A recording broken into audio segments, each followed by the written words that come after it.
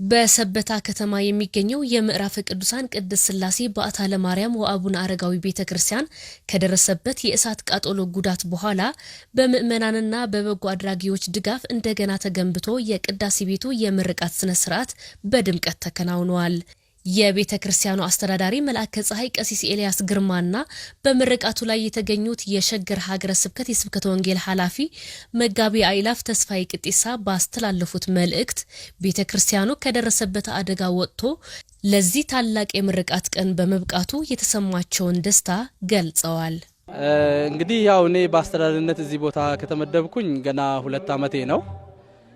ልክ እኔ ስመጣ ያው የፊኒሺንግ ስራ ሳይጠናቀቅ ገና በጅምር ነበር የደረስኩትና ከዛ በኋላ ግን ያሉት የዚህ ህንጻ ስራ በጣም የሚደንቅና የእግዚአብሔር እጅ ያለበት ህንጻ ነው።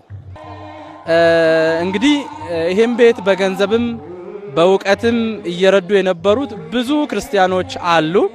እንኳን ደስ አላችሁ። ሌላው ደግሞ ብፁዕ አባታችን በየጊዜው በየሰዓቱ በሐሳብም በገንዘብም እየረዱን ነበር። ይሄ ቤተክርስቲያን የቃጠሎ አደጋ ደርሶበት ነበርና በእለቱ መተው ብፁዕ አባታችን አይቶ ቦታውን ባርከው አዲስ መቃኞ ተሰርቶ በገንዘባቸውም ድጋፍ አድርገው ነው ሄዱትና በእውነት ለብፁዕ አባታችን ትልቅ ምስጋና አለን። ሌላው የሀገረ ስብከቱ ሰራተኞች፣ የወረዳ ሰራተኞች በሙሉ ይሄንን ቦታ እንደራሳቸው ቦታ አይተው እንደ መስሪያ ቤታቸው ነው ማለት እንችላለንና እየረዱን እያገዙን የዛሬውን ደስታ ለማየት ችለናልና እነሱም እንኳን እግዚአብሔር ረዳችሁ እኛንም እንኳን እግዚአብሔር ረዳን እንላለን።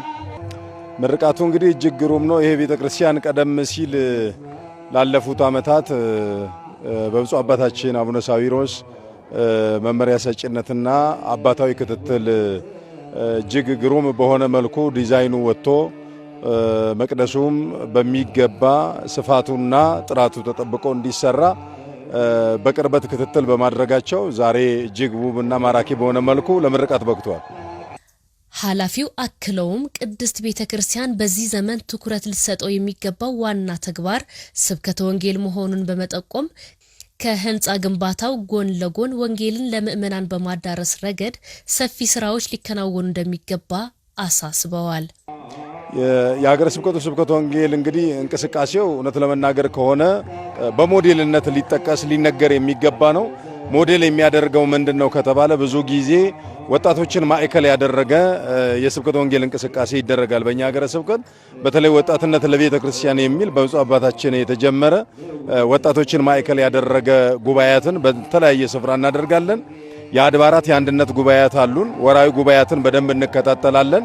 በዚህ ላይ ወጣቶችን ስልጠና በመስጠት ካህናቱን በማሰልጠን ለስብከተ ወንጌሉ ጥሩ ድጋፍ እየተደረገ በመሆኑ ይህን የሀገረ ስብከቱ የስብከተ ወንጌልን እንቅስቃሴውን ጎላ ያደርገዋል።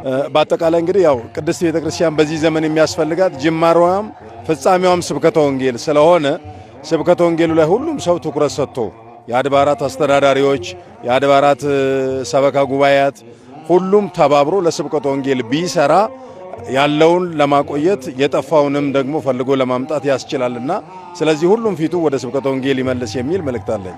የቤተ ክርስቲያኑ አስተዳዳሪ መልአከ ፀሐይ ቀሲስ ኤልያስ ግርማ በበኩላቸው የቤተ ክርስቲያኑ ህንጻ ተጠናቆ ለአገልግሎት መብቃቱ ለምእመናን ትልቅ መንፈሳዊ ጥንካሬ እንደሚሰጥ ገልጸው በተለይም በቤተ ክርስቲያኑ ቅጥር ግቢ ውስጥ የሚገኘው ጠበል በርካታ ገቢረ ተአምራት እየተከናወኑበትና ብዙዎች ፈውስ እያገኙበት መሆኑን ገልጸዋል። እንግዲህ ያው ቤተ ክርስቲያን አሐቲ ናት ነው አንዲት ናትና በውጭም በውስጥም ያሉት ወገኖቻችን በጣም ለጸሎት ምቹ የሆነ ጸሎት የሚሰማበት ጸበሉ በጣም ገቢረ ተአምራት የሚያደርግበት ሙት ያስነሳ ጸበል ያለው ነው። የቅድስት ሥላሴ የአቡነ አረጋዊ በዓታ ለማርያም ሶስቱም የጸበል ቦታዎች ተአምራት የሚሰሩበት ነው። ዋነኛው እኛ የምንፈልገው ምእመናን ወደዚህ ቢመጡ ይህንን ድነት ቢካፈሉ፣ ሁለተኛ ላይ ደግሞ በተቻላቸው አቅም ሁላቸውም እቺን ቦታ የገንዘብም የሐሳብም ድጋፍ እንዲያደርጉልን ጥሪያችንን እናስተላልፋለን።